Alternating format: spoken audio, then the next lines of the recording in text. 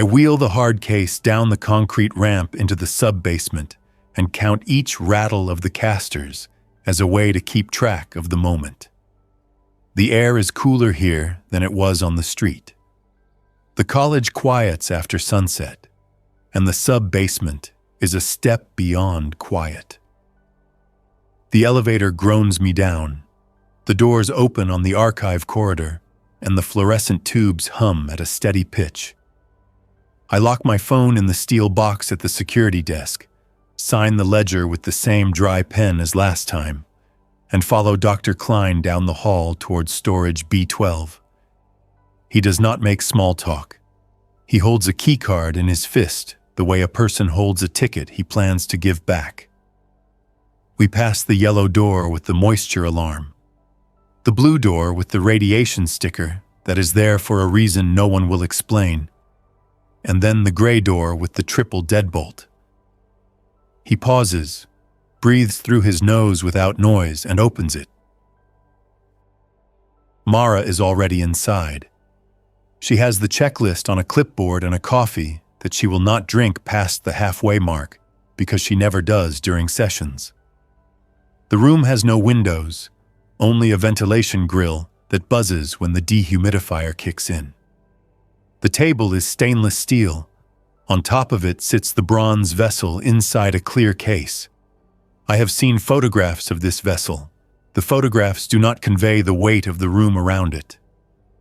It is a wide-bellied urn with a narrow throat and a lid that is threaded with an old pattern. 3 handles shaped like human fingers curl from the shoulders of the thing. Every handle has a different knuckle count. I set the hard case on the floor and kneel to open it.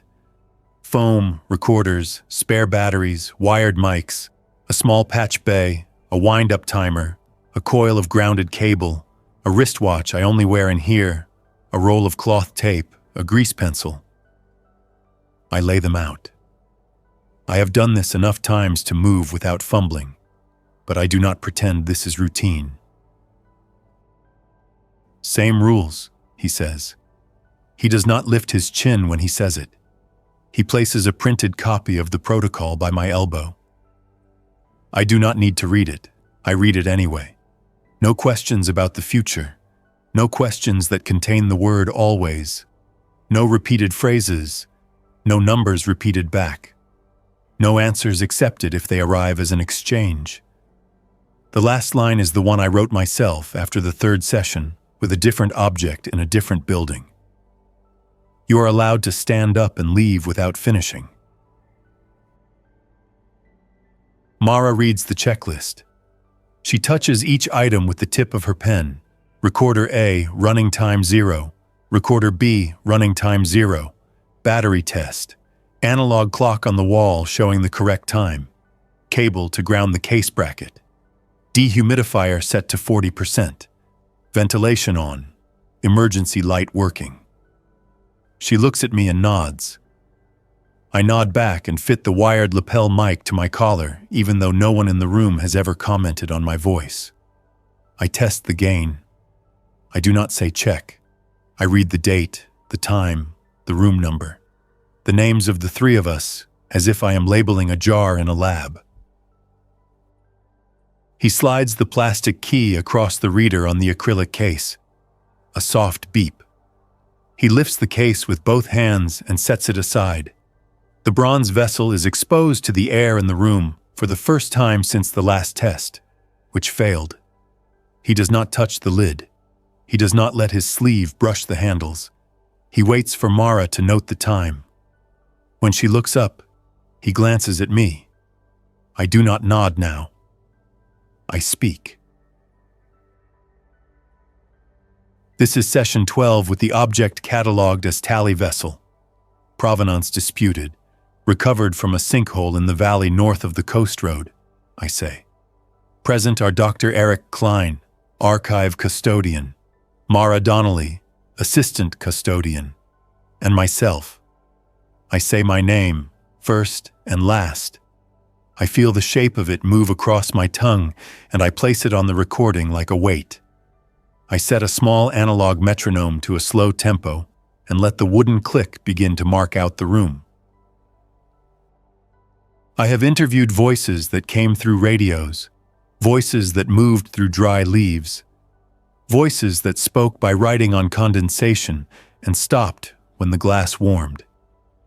I have seen strings tied across doorways at ankle height because someone read that string would stop an old thing from leaning in. I do not devote much attention to lore. I devote attention to instructions that can be tested.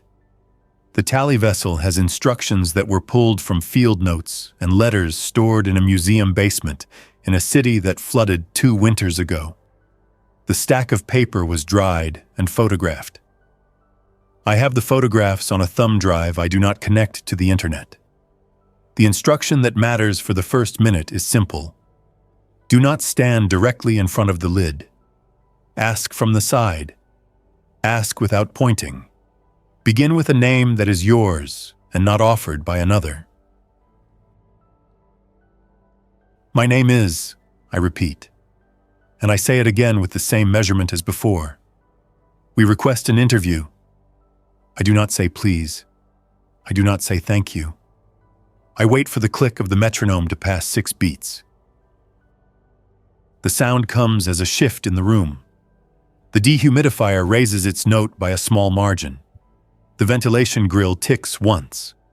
The analog clock does not change in speed, but my eyes keep returning to it.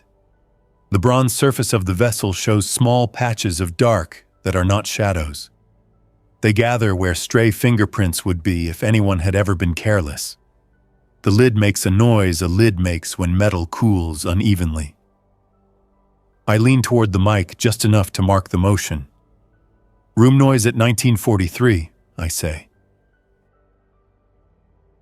Klein lifts his hand and lowers it. He does not want me to narrate everything. He has a face a person gets after years of staring at numbers that refuse to line up. He believes in evidence. He hates stories until evidence forces him to use one. Mara has a different way of being in here. She watches my hands. She watches the corners. She breathes in the rhythm of the metronome. Her pencil is sharp enough to sink through the paper if she presses too hard.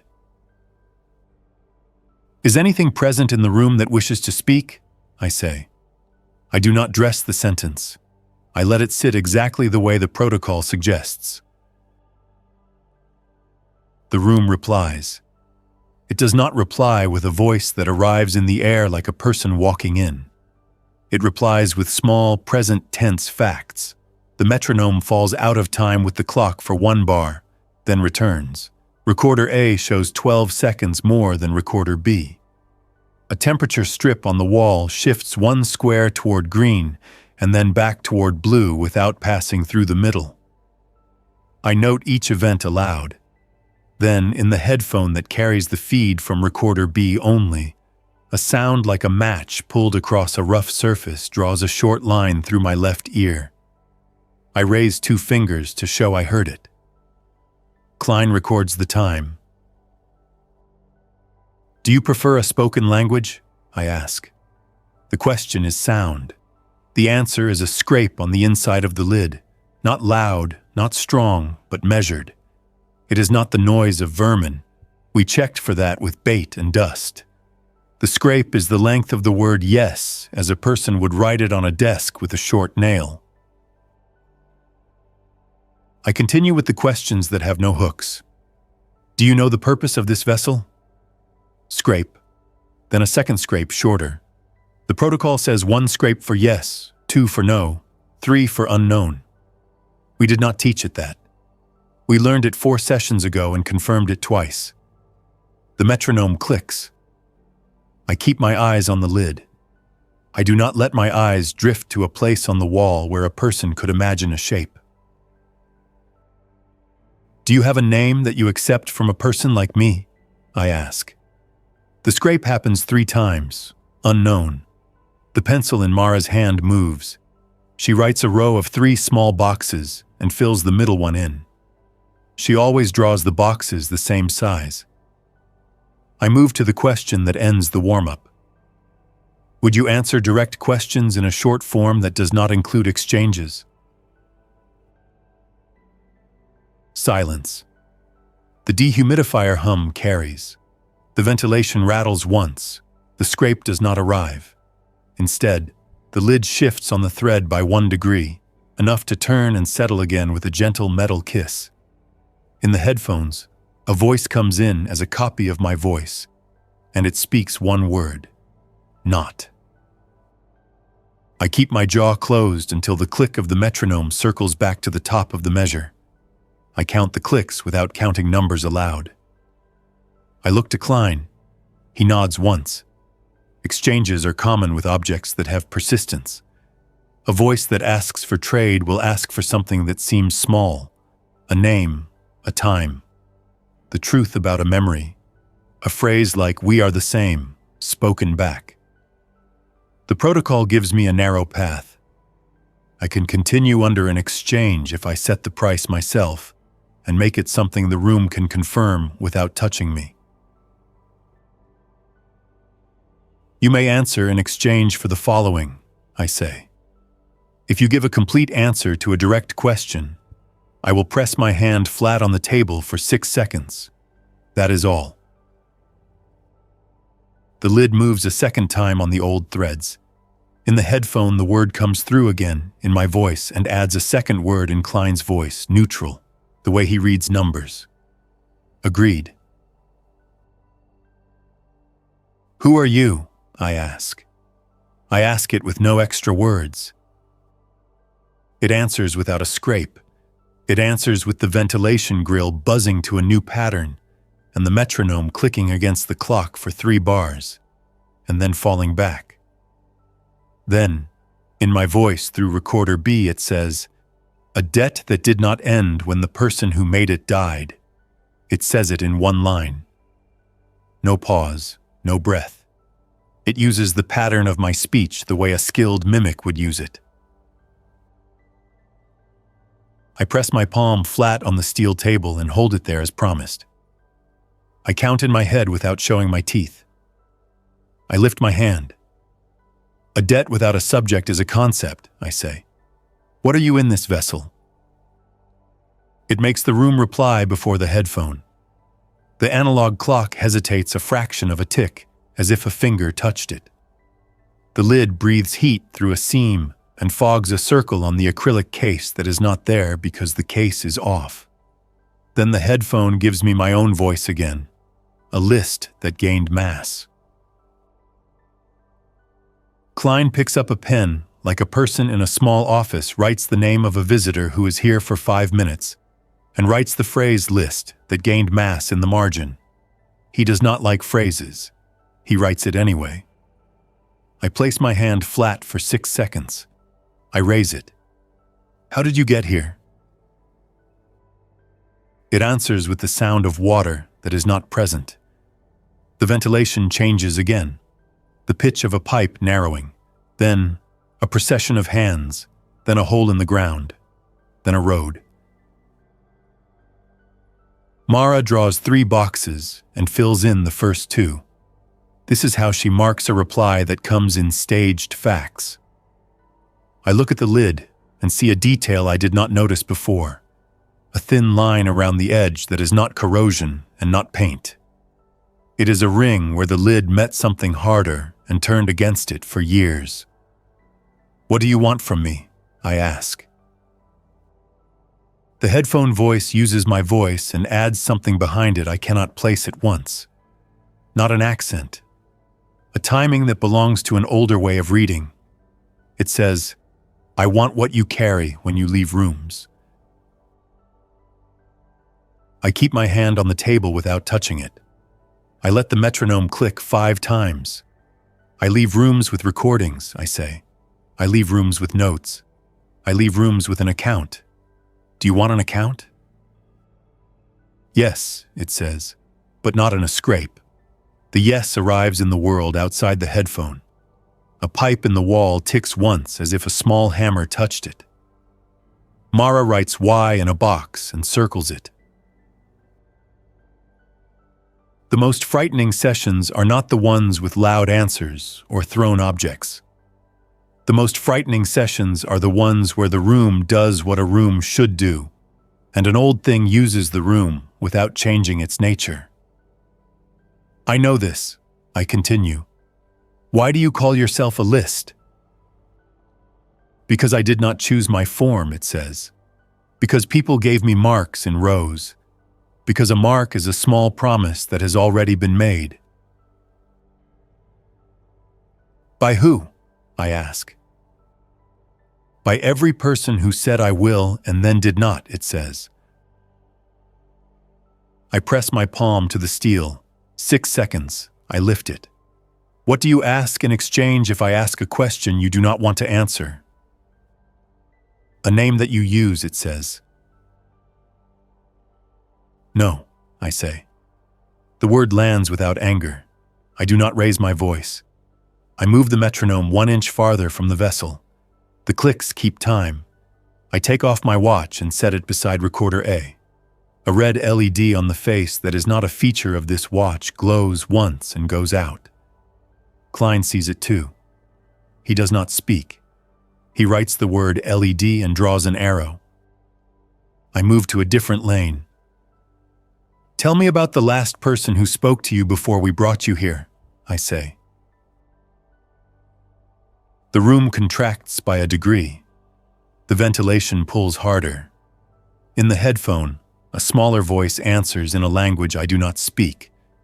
It is not a language from any interview I have done, but the attempt to say my name hides inside it with the wrong vowels. Then it shifts back to my voice and gives me the answer in a row. A man in a field shelter with a bell made of clay. He stood near until the dirt made him heavy. He asked me to count his herd. He fed me into the mouth of a jar. He closed the lid and tried to sleep over it. Mara does not write that all at once. She writes each clause as it comes. She underlines the last one twice. Klein checks the humidity. It has not changed. I hold my hand to the steel for the time I owe. The metal is not warm and not cold.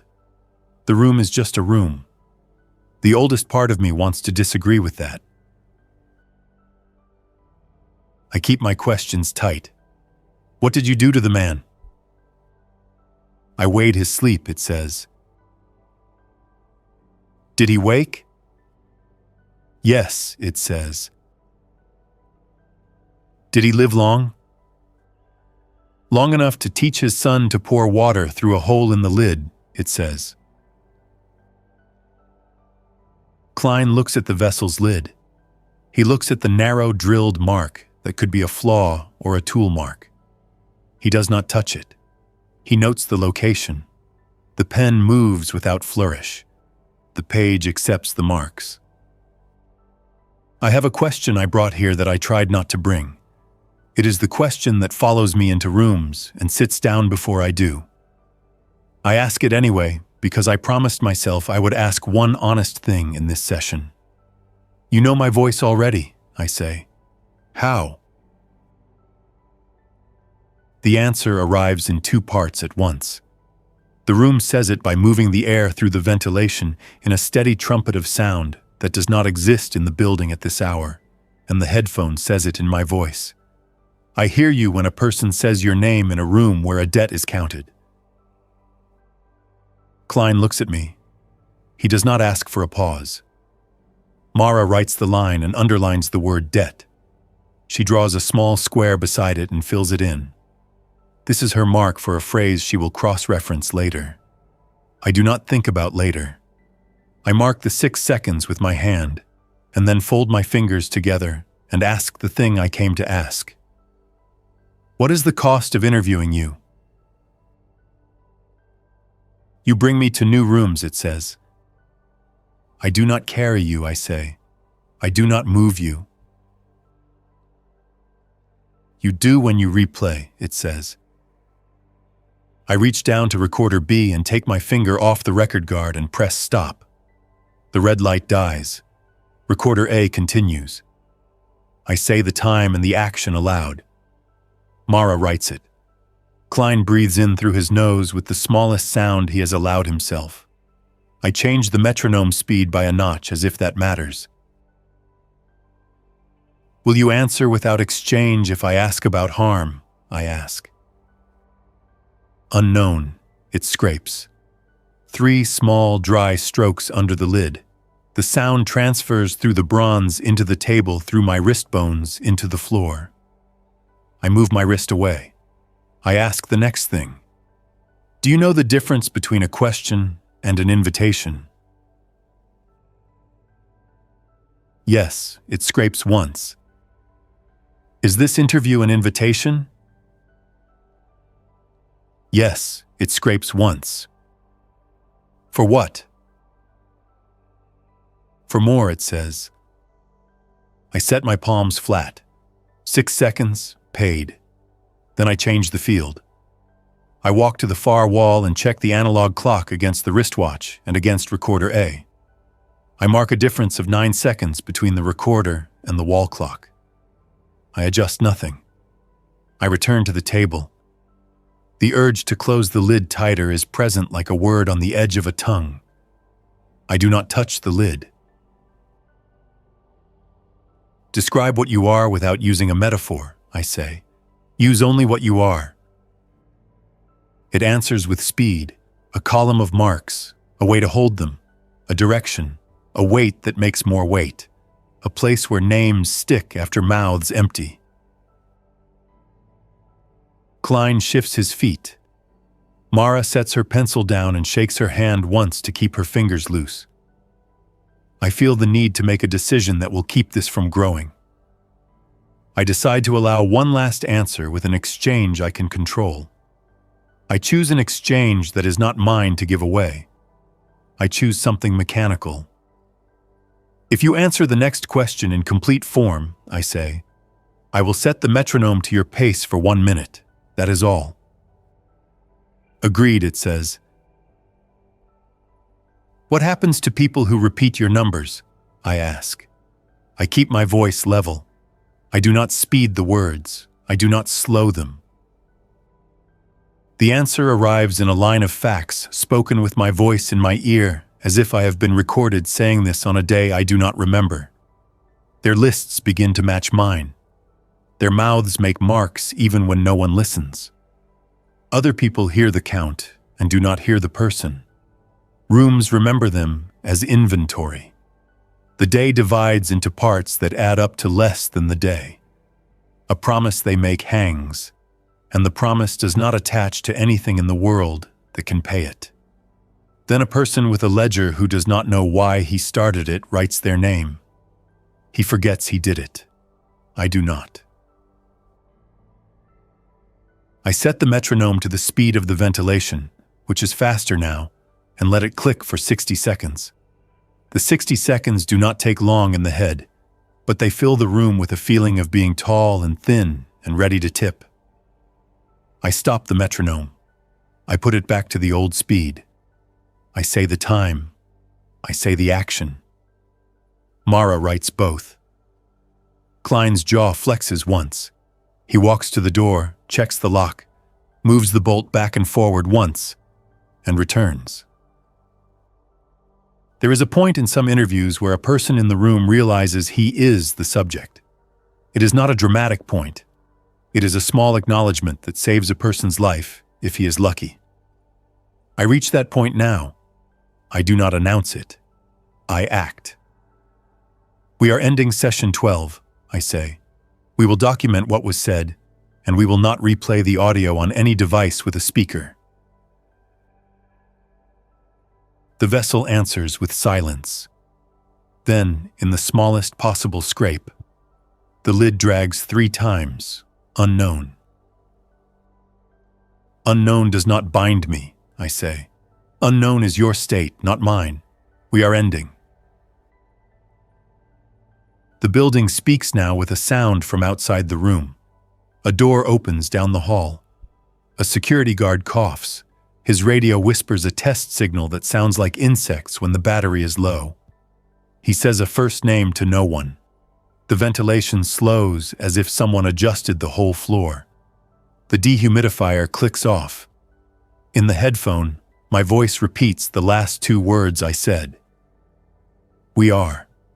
Then the headphone hisses. I cover the mic with my palm, not to stop the sound, but to signal to myself that my side of this is closed. Klein steps to the table and places the acrylic case over the vessel without contact. He locks it with the plastic key. He does not speak a word. Mara bends and unplugs recorder A, then plugs it back in to force a clean stop. She writes the time of power loss and the time of power return. She draws a small circle beside both. We move as if we have done this enough to know the value of being exact. The security guard knocks. He is a man named Vince. He is not used to knocking on doors that lead to rooms with rules. He knocks like he is asking if he can take a mop back. Klein opens the door. Vince tilts his head in a way a person tilts a head when he can tell the air in a room has been sitting still for too long. Alarm panel had a blip at this end, he says. You good? We are done, Klein says. He is polite because Vince has a key that opens the hallway door when it jams. He is brief because he is counting his breaths without making it obvious. Vince nods and leaves. His shoes squeak once. His radio whispers again. The sound fades down the hall. I pack in reverse order. I wrap the cables with the same radius they came with. I cover the inputs with the caps that came with them. I put the metronome in last. I do not look at the vessel as I close the hard case. It stays in my periphery, the way a parked truck sits at the end of a street you do not need to walk down. Mara holds the door. Klein signs the ledger on the way out and writes the session code where a person would normally write a reason. We step into the hallway. The lights in the hallway feel overbright after the sub-basement room. The elevator smells like dust and oil. We ride up without speaking. On the ground floor, the glass doors show a night that has not noticed us. A maintenance cart sits under one light. No one tends it. The building air shifts with the schedule the automation system uses when no classes run. I take the steel box key from Vince, open it, and take my phone. I do not unlock it. I keep it face down in my hand. We step outside into the narrow courtyard between the archive and the science building. Your voice doubled on the last line, Mara says. She keeps her eyes on the path as she says it. I heard it. I heard it too, I say. Do not replay the file. I will not, she says. She puts the clipboard in her bag with slow care. I wrote everything. If we need text, we have text. Klein rubs his thumb against the edge of his keycard. Do you want to keep interviewing these things? He asks. His voice is even. He is not challenging me. He is asking for a fact he can plan around. I want to publish instructions that work, I say. I will not replay anything from this session. I will write the account by memory and by Mara's notes only. I will not carry it into other rooms. He nods once and looks past me at the building, as if the building will answer for me someday. He says goodnight without using the words and walks toward the faculty lot. Mara and I cross the courtyard to the street. She turns left to the bus stop. I turn right to the garage where my car sits between two concrete pillars that have been painted white more times than needed. I do not listen to music on the way home. I do not listen to the radio at all. I do not talk into the recorder in the passenger seat, even though I have done that after other sessions. The red light on recorder A glows behind the mesh of the case, safe and off. The city at this hour carries the sound of a single motorcycle 3 blocks away and the high squeal of a train changing rails at the yard. The light on my dashboard shows the correct time. I take that as a small mercy. At home, I carry the hard case to the kitchen table and set it down. I check my front door once, then twice. Not because I think something waits on the other side, but because tonight is a night for clean breaks. I wash my hands. I wash the places where the steel table left a faint discoloration on my skin. I dry them and do not look for marks. I open the case and extract the SD cards from recorders A and B without labeling them yet. I put B into a small envelope, seal it, and write "Do not replay" in block letters across the front. Then place it in a drawer with a dead phone and an expired passport. I put A into a different envelope and write text only. I open my notebook and begin to write the session from the first minute to the last. I write where each person stood. I write the changes in the room. I describe the way the dehumidifier raised its note. I describe the exact words I heard in my headphone, without claiming that the headphone carried a voice from a place I can name. I do not add ornaments. I do not reach for old myths. I do not give it a heritage it did not declare. I write that it called itself a list that gained mass. I write that it wants what I carry when I leave rooms. I write that replaying carries it. I write the exchange rules, and I write the 6-second payments. Writing pushes the session into the shape of a thing that happened, and will not happen again in this room. That is the point of this kind of work. The story is not to entertain. The story is to warn and to pin the edges of a live thing to the page long enough for other people to walk past it without touching it. I check the time. I drink water. I do not look at my phone. I keep the house lights on even though the street is quiet. Halfway through the write-up, a small noise comes from the kitchen sink, a drip that is not part of a leak. I tighten the faucet. The sound stops. When I return to the table, the metronome from the case is sitting on the notebook. I did not put it there. I do not dramatize this moment. I check the case. It is unlatched, because I did not latch it after removing the SD cards. The metronome could have slid. I could have set the case at an angle. This is possible. I make a note. Check latch habit. I place the metronome back in the foam. I close the case and latch it, then set a coffee mug on top of it as a stopper. I keep writing. I describe the way Vince knocked. I describe the way the headphone repeated the words "we are." I do not add implications. I do not decide for a reader what that meant. I finish the account and print it. I take a black marker and cover the name of the alley that the sinkhole came from, because the readers who look for that kind of map do not need a shortcut. I write the warning at the end in plain language. Do not replay the raw audio from session 12 on a speaker. If you must parse it, use a spectrum analyzer without an output.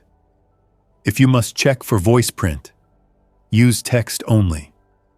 Do not repeat numbers aloud in a room where anyone has ever kept a list. I make tea because the kettle gives the house a normal sound. I sit at the table and breathe slowly through my nose to keep the air from catching in my throat. I look at the envelope with the words "Do not replay." It sits where I put it. The drawer has not moved. The house has not shifted. The window shows the border of my yard and the alley light on the pole. Nothing presses on the glass. On the desk where I do edits, the monitor wakes itself and shows a calendar reminder that I did not set. It reads, Session 13, Tally Vessel. Under it is the time I expect the archive to be open next week. I do not use this calendar for anything but bills. I open the reminder and check the source. It does not have one. I delete it. A second later, the reminder appears again. I delete it. Then I remove the calendar app from the dock. The reminder does not return. I make a note on paper. Delete shared permissions. Ask Klein if the facility sends automated notices. The afterimage of a session can last hours. It is not supernatural. It is what happens to a person who sits in a room and listens to the same frequency for a long time. The world outside the room keeps making noise, and the ear tries to shape that noise into meaning. I keep the hours simple. I put the written account in an envelope with the session code. I store it in the box with the others. I write an email to Klein and Mara with the text attached and the instruction to treat it as a draft. I do not press send. I schedule it for morning when the archive is open and when all of us are in daylight. I walk a slow circuit of the apartment. Hallway, bathroom, bedroom, the small closet where the winter coats hang and the smell of cedar lives in the boards. The window at the end of the hall looks over the alley and the backs of buildings. A cat walks the fence. A motion light turns on and then off. The fence has nails that stick out at shoulder height. I make a note to ask the neighbor to hammer them flat when the weather dries. The ordinary world holds. That is the point of the walk. On the table, the metronome clicks once. I did not set it. I stand over it and watch. It does not click again. I check the case. The lid is latched. The mug sits where I left it. I reach down and place 2 fingers gently on the metronome's wood. It is still. The click could have been heat. Wood talks when rooms change temperature. I do not give it more weight than that. I pick it up and put it in a drawer and close the drawer. When I lie down, I do it with the lights on. I have done interviews that left me with worse nights than this. The worst was the one in the church basement with the sculpted head that only spoke when a person stood behind it and faced the corner. The second worst was the clean room with the coin that gained mass until the table bowed, and then one day the scale said 0 and the table rose, and the coin did not exist anymore. Tonight does not rank with those. Tonight is simple. A voice through a channel I allowed. A set of rules that will keep the next person from wearing a headphone like mine and repeating a string of numbers into a microphone with a curiosity he calls harmless. Morning arrives without incident. I send the email. I do not open any audio programs. I print a second copy of the account and put it in the envelope for the legal office that reads these before publication. I add a cover page that says, "Request for review of cautionary recommendations." I am specific. I list the rules we used and the rules I would add. I include the instruction to never include a clip of this session in any documentary summary audio. I add a line in large type. If a person in another room can hear it, do not play it. At noon, Klein calls. He does not call often. He prefers email because email sits still. "The humidity alarm went off in B12 this morning," he says. "There is no leak. The sensor read a spike and then went back to normal. Did you bring anything home?" "Notes," I say. "No audio. The hardware is here but off. The cards are sealed." "Good," he says. Vince says he heard the metronome when he walked past the door at 6. He says he thought it was the dehumidifier. "The metronome was in the case," I say. "I know," he says. "I am telling you so you can record it." He is not creative. If he says he heard something, he heard it. Do not publish the hearing. The hearing is not evidence. The hearing is a reminder to change the locks. We are changing the locks. I write, "Change locks. Metronome heard outside." "Did the legal office reply?" I ask. "They asked for a simpler warning," he says. "They want language that a person reading on a phone will not skip. I told them you would write it." "I will write it," I say.